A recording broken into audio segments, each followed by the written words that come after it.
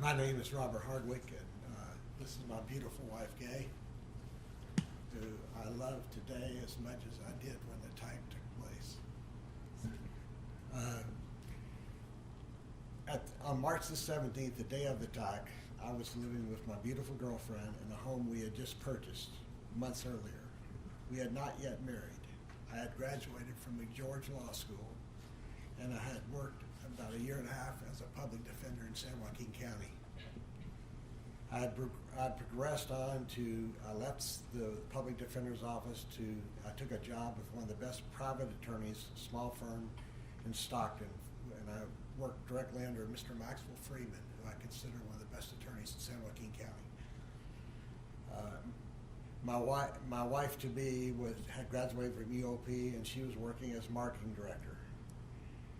At the time, on March the 17th, before the attack, we felt like all young people want to feel, to be successful, to be productive, and to be moving forward with somebody you love. We had all those things. Then on March 18th, 1998, Joe Angelo appeared in our life. He broke into our home. He tied me up at gunpoint. He assaulted and raped Gay repeatedly. It was terrifying for me because I was totally helpless. I could do nothing to protect her.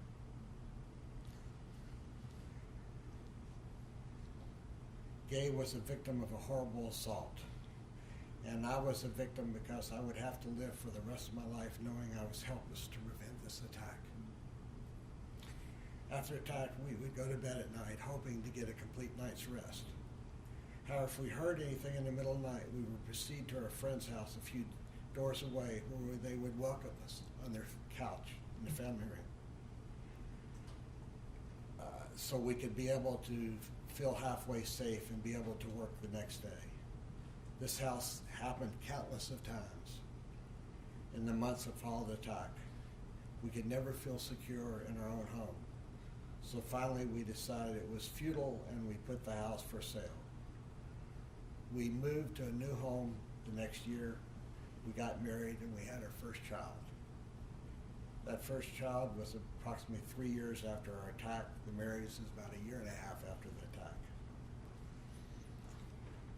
Even after the birth of our first child, my wife, Gay, was having severe anxiety problems and stress levels. And because of this and a career that she could not handle anymore and the birth of a child, we separated. We lived apart for approximately 6 months. And then after that 6 months, we realized that we loved each other and we were not going to let this incident destroy our relationship. Our family grew to 4 wonderful children, 2 boys and 2 girls. All of them are educators. 3 are teachers and 1 is a school psychologist, and they all have master's degrees. And they are fine children. Again, we had decided that we weren't going to let Mr. D'Angelo, this gentleman sitting here, define our life. And we were not going to be cast aside because of this attack. The hardest thing for me over the years was for me to observe my wife having anxiety attacks and panic attacks, knowing there was absolutely nothing I could do except to support her. I can't erase her traumas. Joe Angelo is an animal of the worst kind. How the Lord could create such a horrible human being, I do not know. At the June 29th hearing, I was horrified, hearing in detail the crimes and the violent acts that were committed against so many people and their families. I wish I could do something to eliminate their grief, but I can't. However, I do have one recommendation to the court. I think everybody here, if you're involved in athletics or anything, have played fantasy golf, fantasy baseball, fantasy football. Well, I have a fantasy sentence for Mr. D'Angelo. And the fantasy sentence is, and I know the court can't do this, grant this wish, but this is my fantasy sentence. that Mr. DeAngelo be incarcerated in the toughest prison in the state with the worst of inmates. He not be in a medical facility, he not be in solitary confinement, and he not be under 24-hour protection. And that at least 3 or 4 nights a week, magically, inmates can gain access to his cell. He can be awakened in the night by masked inmates with a bright light pointed in his face, so he cannot realize what is going on. These inmates will then be carrying shanks. They wouldn't have a knife in jail, wouldn't have a .357 Magnum that was put to my head or her head. They would have shanks that would be made in prison. Mr. DeAngelo would be bound, blindfolded, stripped, and forced to lay on a cold cell floor for a period of 2 to 3 hours. His attacker or attackers would repeatedly rape him, like these women were raped.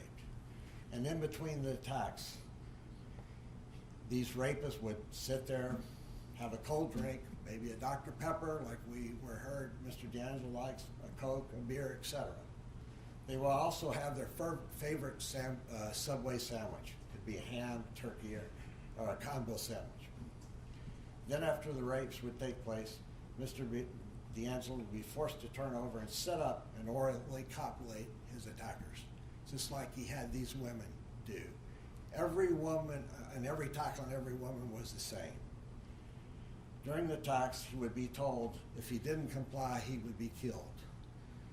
This threat of killing would be idle in my mind because I wouldn't want to give him the easy way out. I wouldn't not want him to die. I would want Mr. DeAngelo to suffer for the rest of his life like the victims, the rape victims, have suffered the last 42 years. The purpose of him knowing every morning when he got up that because the attackers were masked like the women's were, he would not know who was his friend, who was the attacker. He would be in the same position as the women that he attacked. I would like Mr. DeAngelo to go to sleep at night not knowing whether he was going to have a good night, meaning no attacker, or a bad night, attackers. It is imperative for justice to be achieved and these attacks continue for the rest of his life, which statistically would probably be no more than 10 to 15 years because of his life expectancy. That's far less than the 40-plus years that the victims have suffered terror. Like my wife has suffered with this for going on 42 years now.